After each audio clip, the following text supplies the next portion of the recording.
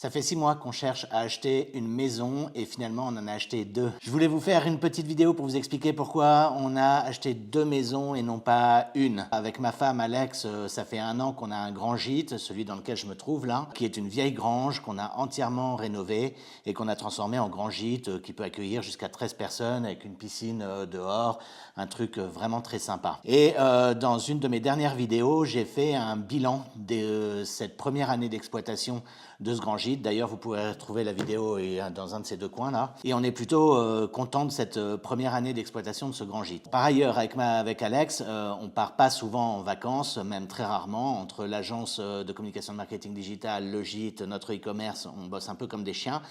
Et de temps en temps, on part que 2 jours ou 3 jours se poser rapidement. Et on galère pas mal à trouver des gîtes qui nous conviennent. Il y a sur le marché, il y a beaucoup de grands gîtes de 6 personnes jusqu'à 13 personnes et plus, très déco, tout confort, avec des beaux matériaux, la piscine et tout. Mais pour 2 personnes, c'est assez compliqué de trouver. Et ma femme a eu la très bonne idée de cocher un jour sur Airbnb jacuzzi 2 personnes. Et c'est là que s'est ouvert tout un nouveau monde pour nous, c'est le monde des love rooms. Alors je vous vois venir sur les love rooms, que je vous explique un petit truc. Il y a sur le marché des love rooms, les love rooms soft, très déco, avec baignoire balnéo ou jacuzzi, avec la double douche, avec des beaux matériaux, avec grand écran, connexion Netflix, très bon réseau internet, juste pour se poser 2-3 jours, lâcher les enfants, le boulot et tout ça.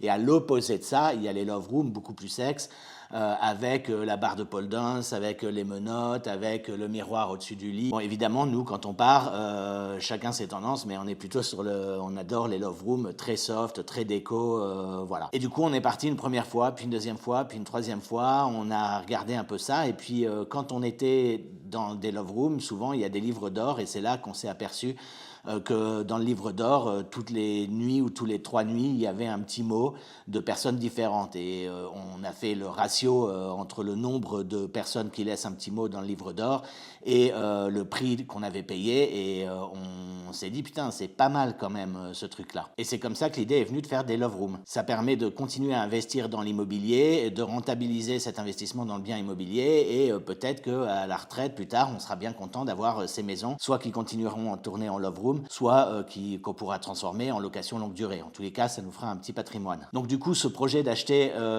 une maison et du coup 2, c'est vraiment dans la continuité de notre gîte, dans le fait de sécuriser notre patrimoine et d'investir dans l'immobilier. Donc je pense que cette vidéo, c'est la première d'une longue série. On va vous raconter un petit peu nos aventures d'investisseurs immobiliers, de petits investisseurs immobiliers, et puis de ce projet de Love Room, de gestion de gîte. Donc si ce genre de projet vous intéresse, n'hésitez pas à nous suivre. Et puis maintenant, je vais vous emmener voir un petit peu ces 2 maisons qu'on a achetées et vous expliquer comment tout ça s'est passé. Allez, on se retrouve là-bas. Bon ça les amis, on est arrivé devant les maisons, donc voici la maison. Ça paye pas beaucoup de mine, mais on va faire une pépite, j'espère. Et puis là, vous la voyez pas, mais il y a une autre maison, je vais vous montrer juste après. Alors l'idée, c'est que pour notre projet, on a cherché pas mal de maisons, on en a visité, je sais pas, en 6 mois, une bonne vingtaine, mais on avait des contraintes assez fortes pour le projet qu'on veut réaliser. Il faut que ce soit à moins de 15-20 km de chez nous, il faut que ce soit facilement accessible pour aller faire le ménage, pour venir si jamais il y a des problèmes, pour intervenir. Enfin voilà, on peut pas se permettre de faire une demi-heure, 3/4 d'heure ou 1 heure de route pour aller gérer ce genre de choses. Donc il fallait vraiment que ce soit proche. Ensuite de ça, il fallait une maison qui soit pas trop grande, pas trop petite. Pour faire des love rooms, il faut pas non plus 150 mètres carrés, il faut pas non plus que ça fasse 20 mètres carrés. Il faut que ça reste rentable à l'exploitation. Donc il y avait ce critère-là qui était vraiment très important aussi. Et ensuite, un autre critère qu'on a failli oublier, mais on s'en est rendu un peu compte en visitant les maisons, c'est l'environnement, le voisinage. Donc on a visité pas mal de maisons dans des villages et qui cochaient un peu toutes les cases de ce qu'on voulait acheter. Mais dès qu'on sortait, il y avait un voisin, c'était une vraie canche. On voyait direct qu'il y avait plein de mobylettes, de scooters qui traînaient dans le jardin. On s'est dit, oula, mais le week-end, ils vont bricoler, ils vont démarrer tout ça, ça fait un boucan pas possible. Enfin voilà, il y avait plein de maisons, on a dit qui était vraiment top, mais on a dit non parce que le voisinage ne cochait pas quoi. Donc franchement, c'est vraiment pas facile. On en a vraiment visité beaucoup. On a vraiment hésité. On s'est dit ouais, non. Et en fait, on est partagé par l'envie d'aller acheter, que le projet avance et tout. Et d'un autre côté, on se dit non, mais ça fait peur. Le voisinage est pas bon. Là, la taille est pas assez grande. Là, il va y avoir trop de travaux. Voilà, c'est vraiment pas facile de prendre la décision. Et là, cette maison, elle coche vraiment tout parce que l'environnement est vraiment très calme. Il n'y a pas un bruit. Le voisinage est propre. Bon, Alors du coup, pourquoi on a acheté ces 2 maisons spécifiquement? Parce que, on est tombé sur une petite annonce qui payait vraiment pas de mine, mais il y a un truc qui nous intéressait, c'était, sur la petite annonce, c'était le prix et le fait qu'il était mentionné qu'il y avait 2 maisons. Donc on appelle l'agence immobilière, on vient visiter et on étudie un petit peu le dossier. En visitant, la première chose, c'est qu'on se dit qu'il y a une des 2 maisons qui coche absolument toutes les cases, le voisinage, la taille, le prix, mais on va revenir après, mais qui coche tout.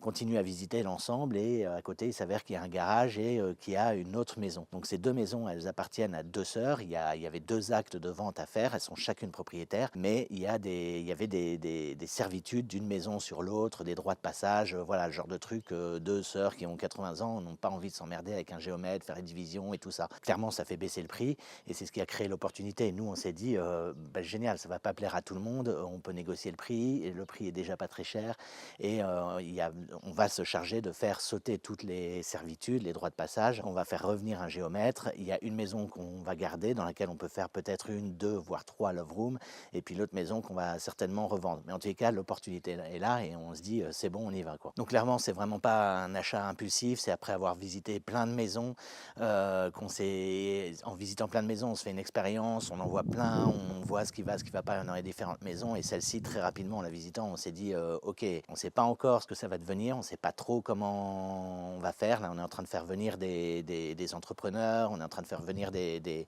géomètres. Je ne suis pas sûr à 100% évidemment qu'on a fait une bonne affaire, mais tout est là, tout est sur la feuille. On a une feuille de route, je pense que ça peut le faire. Donc l'objectif, c'est clairement d'en revendre une et d'aménager l'autre en 1, 2, voire 3 love rooms. On ne sait pas encore par quel endroit on va commencer. Est-ce qu'on commence par le garage? Est-ce qu'on commence par le rez-de-chaussée là? Est-ce qu'on fait l'étage là-haut? Mais l'objectif, clairement, il est de démarrer une première love room, je ne sais pas, moi, normalement l'hiver prochain ou au printemps prochain d'ici 1 an. Donc à ce stade, c'est vraiment qu'un seul plan, il n'y a pas encore de résultat et on va vraiment voir où ça nous emmène. Et maintenant, je vous fais faire un petit tour. Donc ça, c'est la première maison. L'autre où j'étais derrière en train de filmer, c'est derrière la maison. On va y aller tout de suite après. Donc ça, c'est la première maison qu'on voudrait essayer de revendre. Donc là, il y a une partie garage. Là, c'est la maison qu'on voudrait revendre. Et on est en train d'essayer de refaire un petit peu le jardin. Il faut habiller la mariée. Puis voici la maison. Donc, on va essayer un peu de la remettre dans son jus pour la revente. Donc l'idée, voilà, là c'est qu'on va donner dans l'autre maison. Là, c'est là où j'étais en train de filmer tout à l'heure. Donc là, l'idée, c'est qu'on voudrait murer ici pour pas qu'il y ait de vis-à-vis sur le jardin derrière. On voudrait faire tomber ce mur pour faire une grande pièce qui donne avec la cuisine. Ici, on a une première chambre. Et ici, on a une deuxième chambre. Donc là, on voudrait faire 2 chambres séparées en mettant une cloison ici. Et puis, pour accéder à cette chambre, on voudrait casser cette espèce de petit placard pour faire 2 grandes chambres.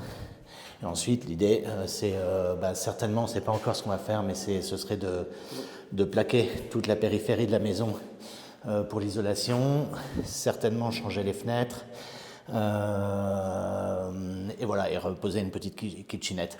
On ne sait pas trop ce qu'on va faire parce qu'il y a des artisans et l'agence immobilière qui nous dit de complètement réisoler tout ça pour essayer de mieux la revendre. Et puis, il y a d'autres artisans qui nous disent « Mais non, vous ne gagnerez jamais de lettres en consommation énergétique, là, A, B, C, D, E, F, G. Vendez-la comme ça. Et puis concentrez-vous sur le projet de derrière. » Donc, on va aller voir l'autre petite maison. Comme ça. Donc là, voilà, on a la maison qu'on veut revendre, le garage qu'on veut certainement diviser parce qu'aujourd'hui, en fait, il y a ce garage-là, en fait, il donne dans l'autre jardin, c'est là où il y a les fameuses dépendances. Donc là, à mon avis, on va essayer de diviser à peu près à la moitié, à 1/3 du garage ici, parce qu'il y a un mur à l'intérieur. Et pour redonner ce bout de garage à cette maison qu'on revend, et puis garder tout ce reste de garage avec l'autre maison, qu'on va aller voir juste après, qu'on va garder ce bout de garage. Donc voilà, on enchaîne. Et voilà, là où j'ai été en train de filmer tout à l'heure, avec le garage dont on veut garder une partie, peut-être faire quelque chose là-dedans, et puis la maison avec le rez-de-chaussée et l'étage. Je vous montre le garage tout de suite. Voilà, donc là-dedans, il y a 35 mètres carrés, 40 mètres carrés. Donc clairement, on pourrait mettre une grande baie vitrée ici, enfin pas une grande baie vitrée, mais une grande porte vitrée. Ici, c'est pas si cher selon nos petites études, mais on pourrait faire une première petite gîte pour 2 personnes, ultra cocooning, un peu en mode love room, avec un bloc salle de bain ici, un lit, un grand écran ici, un coin kitchenette ici. Mais bon, comme je vous le disais, on ne sait pas du tout encore. On va voir, je vous montre la suite. Ici, peut-être qu'on pourrait diviser à partir de là et venir comme ça pour laisser une terrasse ici, une belle terrasse en bois. Et ici, dans cette pièce qui est complètement indépendante, on y aurait bien mis, donc réhabiller évidemment tous les murs, faire quelque chose de très propre, avec un jacuzzi, avec un espèce de sauna, peut-être un coin bar un peu ici, où les couples peuvent venir se poser. Et comme ça, ils ont leur terrasse, leur partie nuit dans le garage là, et puis ici, peut-être une première love room. Et ensuite, on enchaîne. Là, on va dans l'autre maison. Voilà la première maison. Donc là, initialement, c'est celle-ci qui nous a un peu tapé dans l'œil. Donc pour faire une love room, là, il y a 50 mètres carrés. Donc là, on peut faire tomber ce bar, on peut faire tomber ce pan de mur et ici, pour ouvrir complètement cette pièce dans le salon. Ici, on pourrait mettre une belle baignoire balnéo avec peut-être un petit coin sauna aussi. La cuisine, évidemment, on la tombe et tout ça. On refait une belle petite cuisine très cocooning. Il faut réisoler évidemment tous les murs, il faut changer toutes les fenêtres. Là, on a un vieux chiotte un peu dégueulasse. Là, on a une vieille salle de bain aussi tout dégueulasse. Donc là, on casse tout et tout. On refait une belle douche, 2 personnes avec 2 pommeaux de douche. Parfait pour une love room. Et puis là, on a 2 chambres, une à droite et une à gauche. Et là, l'idée, ce serait de faire tomber ce grand mur pour faire une grande chambre, quoi. Et puis peut-être ici un peu ouvrir, on ne sait pas encore trop, pour donner sur le salon. Donc là, pareil, il faut changer toutes les fenêtres, il faut tout isoler, comme je viens de vous dire. Il y a pas mal de travaux. Et en fait, avec la réflexion, évidemment qu'on s'était dit qu'on ferait ça en premier, ce gîte en premier, mais peut-être que ce serait plus intelligent de faire d'abord le garage avec son petit jacuzzi ici, et ensuite faire cette love room là. Pareil, là on refera leur belle terrasse, on va arborer tout ça. Donc voilà les amis, vous connaissez le projet, je vous ai un petit peu tout expliqué. Cette vidéo c'est vraiment un point de départ. Je vais en faire d'autres vidéos où on va vous documenter un peu l'évolution, les étapes. Le projet, on pense qu'il est pertinent, on l'a bien étudié comme je vous l'ai dit dans cette vidéo, mais clairement on va passer par des inconnus, par des écueils, par des problèmes qu'on n'avait pas imaginés. Il y aura aussi des succès, des réussites. On va vous documenter tout ça en toute transparence. Si ça vous intéresse, évidemment, n'hésitez pas à nous suivre et dites-nous ce que vous en pensez en commentaire. Je serais curieux s'il y en a d'entre vous qui sont passés par ce genre d'étape. C'est un peu le brouillon dans la tête. On n'en est pas non plus à notre projet immobilier, on n'est pas non plus totalement con, on sait à peu près ce qu'on va faire, mais comme toute entreprise et comme tout projet, on peut rencontrer des galères. Donc suivez-nous je vous dis à la prochaine vidéo. Ciao ciao les amis.